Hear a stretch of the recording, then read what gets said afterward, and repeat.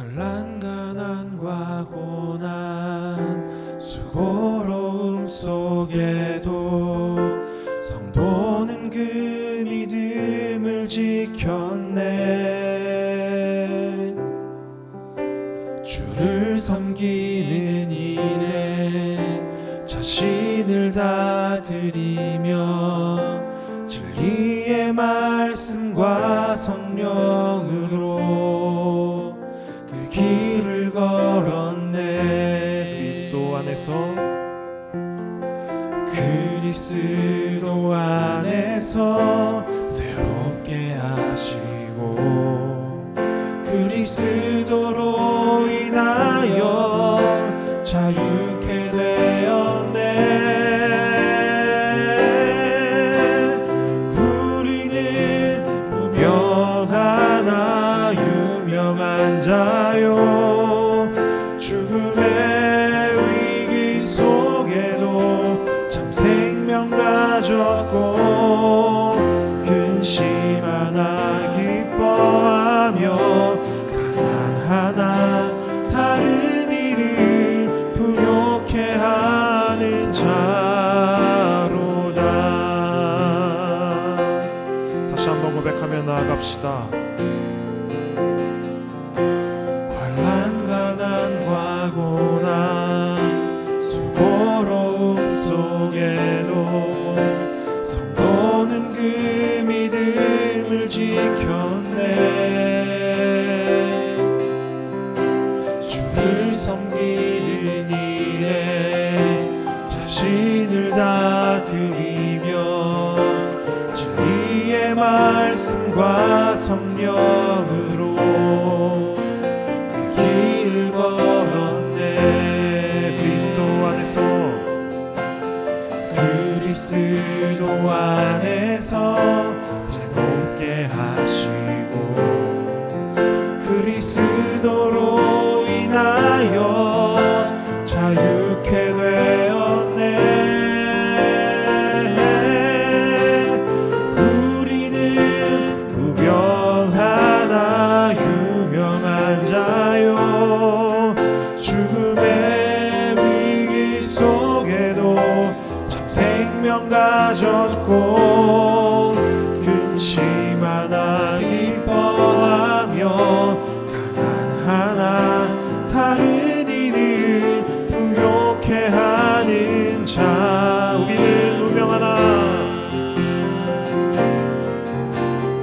우리는 무명하나 유명한 자요 죽음의 위기 속에도 참 생명 가졌고 근심 하나 기뻐하며 가난하나 다른 이를 부욕해 하는. 우리 마지막으로 다시 한번 고백합시다. 우리는 무명하나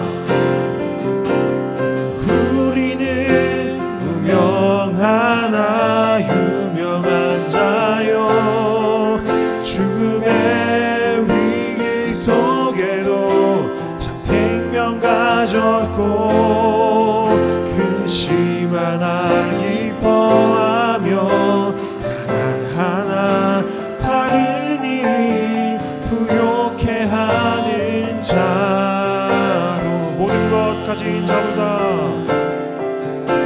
모든 것까지 다시 한번 모든 것 가진 자보다 모든 것 가진 자로다.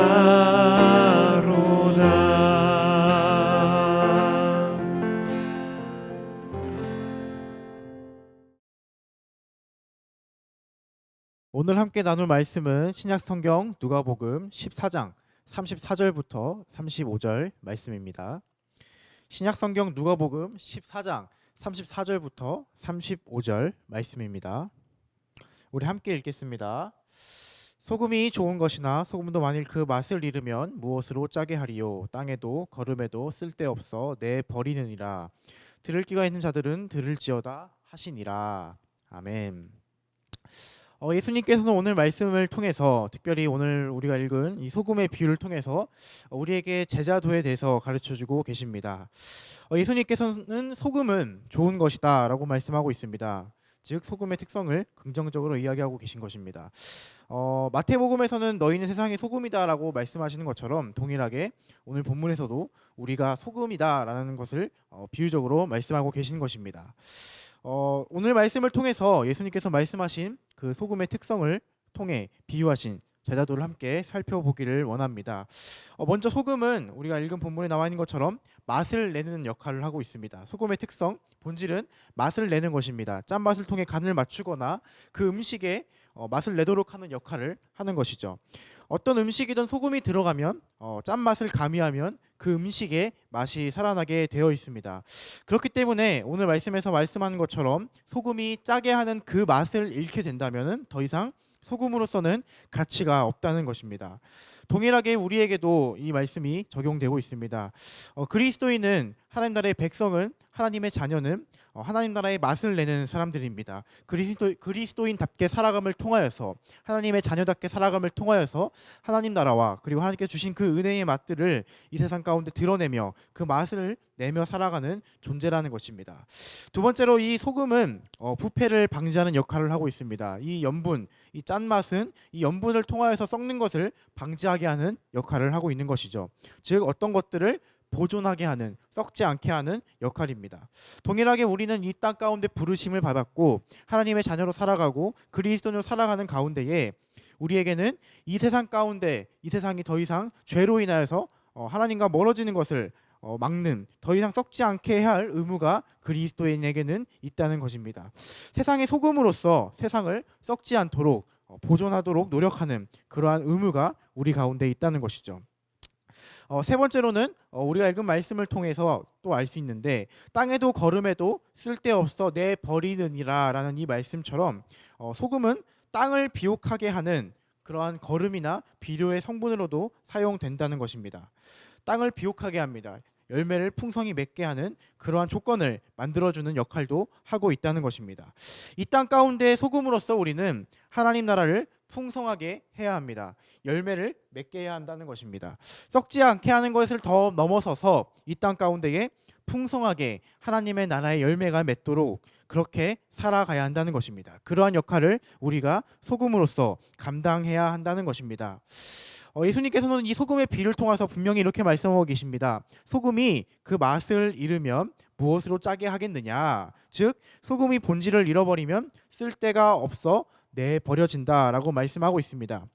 소금의 겉모습이 아무리 멀쩡해도 그 본질이 사라지면 더 이상 소금이 아닌 것입니다. 짠맛이 없으면 맛을 낼 수 없고 염분이 없으면 썩지 않게 할 수 없으며 땅을 비옥하게 하는 비료의 성분으로 사용될 수도 없는 것이죠. 즉 겉모양이 아무리 멀쩡하고 그리고 그것이 소금의 형태를 갖고 있을지라도 그 안에 그 본질이 사라진다면 더 이상 소금은 소금이 아니라는 것입니다.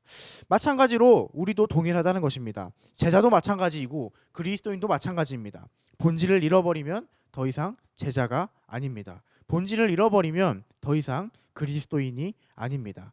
하나님 나라의 맛을 낼 수 없습니다. 세상을 썩지 않도록 하는 역할을 할 수 없습니다. 더 나아가서 이 땅을 하나님의 나라로 풍성하게 열매 맺는 하나님 나라를 이 땅 가운데 확장시켜 나가는 역할을 할 수 없습니다.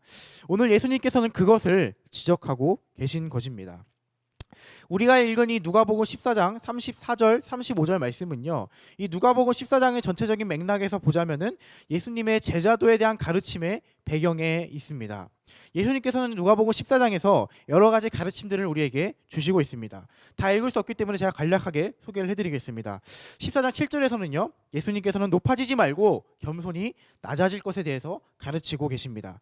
그리고 13절에서는 높아지는 것과 반대로 낮은 곳으로 가서 소외된 곳으로 가서 너희가 섬겨야 한다는 것을 가르치고 계십니다. 또 14장 15절부터 24절에서는 우리를 하나님의 백성으로 제자로 초청하고 계시며 그리고 그 초청에 대해서 반응할 것을 가르치고 계십니다. 그리고 그 반응함에 있어서 하나님 나라보다 자신의 것들을 더 소중히 여기는 사람들은 그렇게 반응하는 사람들은 그 하나님의 나라를 맛볼 수도 없고 그 잔치에 참여할 수 없으며 하나님 나라에 들어갈 수 없음을 가르치고 계십니다. 그 이후에 나오는 14장 25절부터 33절까지에서는 심지어 자기 목숨까지도 하나님께 맡기는 자들이 참된 제자가 될 것을 말씀하고 계십니다. 제자가 되기로 결심하여서 제자의 길을 가기로 시작해놓고 포기하는 자가 얼마나 어리석은 자인지, 또 제자가 되기로 해놓고 그 제자가 됨에 있어서의 치를 대가가 내가 포기해야 될 것이 무엇인지 그 대가가 모른 채 그저 무분별하게 예수님을 따라다니는 사람들에 대해서도 비판하고 계신다라는 것입니다. 이러한 배경 가운데에 오늘 본문이 나오고 있습니다. 즉 소금은 우리가 살펴본 것처럼 제자로 이해될 수 있습니다. 소금이 그 맛을 잃으면 더 이상 소금이 아닌 것처럼 소금의 소금됨은 그 맛에 있는 것입니다. 제자도 마찬가지이죠. 제자의 제자됨은 그 사람의 겉모양에 있는 것이 아니라 그 사람의 마음속에 품은 제자도에 있는 것입니다. 즉 예수님의 가르침대로 행하는 자들만이 그 소금으로 역할을 감당하는 것입니다. 제자라고 말하면서 그 행실에, 그 태도에, 그 마음에 예수님의 가르침이 없는 자들은 오늘 본문에서 예수님이 강력하게 경고하시는 것처럼 쓸데없어 내버려지는 존재가 된다라고 우리는 기억해야 한다는 것입니다. 또한 참된 제자는요, 오늘 본문에 나와 있는 것처럼 예수님의 가르침에 귀를 기울이는 사람들입니다. 들을 귀가 있는 자들은 들을지어다 라고 기록되어 있습니다. 이 말씀은 그저 예수님의 말씀을 흘려듣는 자들을 의미하지 않습니다. 한 귀로 듣고 한 귀로 흘려보내고 그 말씀을 들었으나 그 마음에 새기지 않고 그것을 기억하지 않는 자들을 말씀하는 것이 아닙니다. 예수님의 말씀에 귀를 기울이고 경청하며 그 말씀을 마음판에 새기고 그 말씀대로 살아가고자 자신의 모든 노력과 최선을 다하는 사람들을 말씀하고 있는 것입니다. 더 나아가서 이 말씀은 성령과 관련되어 있습니다. 성령의 도우심으로 그 마음이 열리고 예수님의 말씀을 성령의 도우심을 통하여 그 마음에 새기고 그리고 성령의 도우심을 통하여 자신의 삶을 예수님의 그 가르침대로 변화시켜 나가는 그러한 자들, 그러한 성령의 사람들이 바로 들을 귀가 있는 자들이라는 것입니다. 예수님께서는 이 소금의 비유를 통해서 우리가 제자로서 그리스도인으로서 하나님의 자녀로서 어떤 자세를 가지고 이 땅 가운데 살아가야 할지를 가르쳐주고 계십니다. 우리가 잃지 말아야 할 본질이 무엇인지, 우리가 항상 기억해야 할 본질이 무엇인지를 가르쳐주고 계십니다. 우리는 하나님 나라를 이 땅 가운데 살아내야 합니다. 하나님 나라의 맛을, 그리스도인의 맛을 잃어서는 안 됩니다. 또한 그것을 통하여서 이 땅을 썩지 않도록 만들고 더 나아가서 이 땅을 하나님의 나라의 열매가 풍성히 맺는 그런 하나님의 나라를 이 땅 가운데 이루어 나가야 합니다. 이 모든 것들은 예수님의 가르침에 귀를 기울일 때 가능합니다. 성령의 도우심으로 우리 마음에 그것을 새겨, 그 말씀을 새겨 우리의 삶으로 드러낼 때 가능한 것입니다.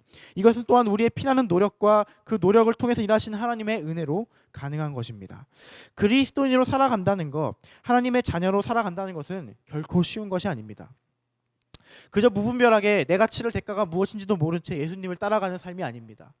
그리고 또한 예수님의 가르침이 있는데 그것을 잊은 채 살아가는 삶도 아닙니다. 그리고 내가 그리스도인이 되겠다, 내가 예수님을 믿는 사람이 되겠다, 내가 하나님의 자녀가 되겠다 결심해 놓고 포기하는 자들도 아닙니다. 오직 그 안에 하나님의 말씀을 새기고 그 말씀을 통하여서 그 본질을 기억하며 최선을 다해 살아가는 그러한 사람들이 바로 예수님의 제자요, 하나님의 자녀요, 그리스도인이라는 사실입니다. 오늘 소금의 비유를 통한 예수님의 말씀을 기억하시길 원합니다. 예수님께서 이 소금의 비유를 통해서 우리들이 잃지 말아야 할 본질이 무엇인지를 경고하시고 그리고 그것을 기억하며 그리고 그렇게 들은 대로 살아가라고 말씀하고 있습니다.